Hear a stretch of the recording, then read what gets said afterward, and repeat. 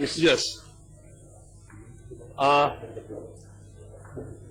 Sir, I am making the statement, all type of oil spill at sea undergo a process of weathering, which includes evaporation, oxidation, dissolution, dispersion, spreading and emulsification over a period of time, based on factors such as wind, current, sea temperature and wave energy.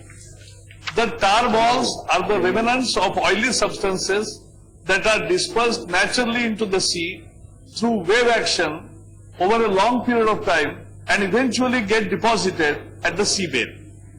The matter of tar ball disposition along with beaches in Goa came up before the Honorable High Court of Bombay at Goa in writ petition 376 of 2003. The court directed the Directorate General of Shipping to conduct aerial and surface reconnaissance and to use the method of testing the origin of oil slick or discharge oil and matching it with the use of hydrocarbon fingerprinting methods along with the other modern scientific methods of detection of oil pollution at sea and inland waterways for better enforcement of provisions of the Merchant Shipping Act 1958. Further, the Department of Tourism, Government of Goa and other concerned local authorities, that is coastal panchayats and municipalities, have been directed by the Honorable High Court in the said writ petition to regularly remove tar balls and oil residues from the beaches and maintain cleanliness on the beaches. The Department of Tourism, Government of Goa, has made arrangements to collect the tar balls from the beaches, and Goa State Pollution Control Board has prepared an oil spill contingency plan. The National Environment Engineering Research Institute, NEERI, Nagpur, carried out a study on behalf of the Director General of Shipping and submitted a report to the Honorable High Court. The findings of the NEERI were inconclusive since, according to them, the source of these tar balls could be oil exploration activities from offshore oil installations near Mumbai, natural phenomena from the seabed or from sea-going vessels passing through that area. The Goa State Pollution Control Board has been directed by the Honorable High Court to monitor onshore facilities of Marma Port Trust, Indian Oil Corporation, Hindustan Petroleum Corporation Limited, and Goa State Pollution Control Board is monitoring these facilities under the consent mechanism under Water Act. Coast Guard ships and aircrafts are regularly deployed for surveillance and monitoring of the maritime zone of India, including EEZ of the coast of Goa.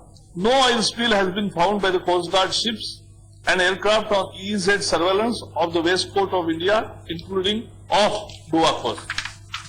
Seawater samples of the coast of Goa are periodically collected by the Coast Guard ships and are handed over to National Institute of Oceanography, Goa.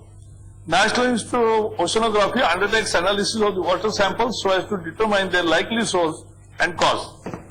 In 1973, International Maritime Organization adopted the International Convention for the Prevention of Pollution from Ships, now universally known as MARPOL, which has been subsequently amended by various protocols. Under the convention, a ship is required to hold a certificate in accordance with the provisions of the regulations.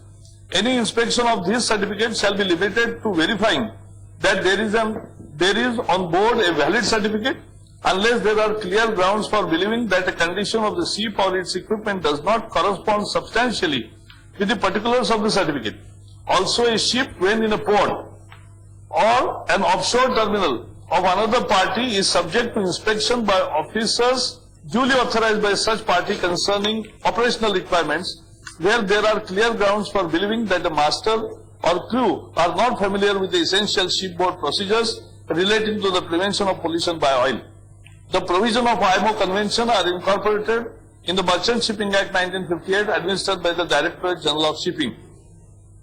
The overall responsibility for taking measures for preserving and protecting the marine environment and to prevent the control marine pollution lies with the Coast Guard. The checks by the Director General of Shipping, of course, help in deterring the pollution of the marine environment. That's okay, thank you. Now,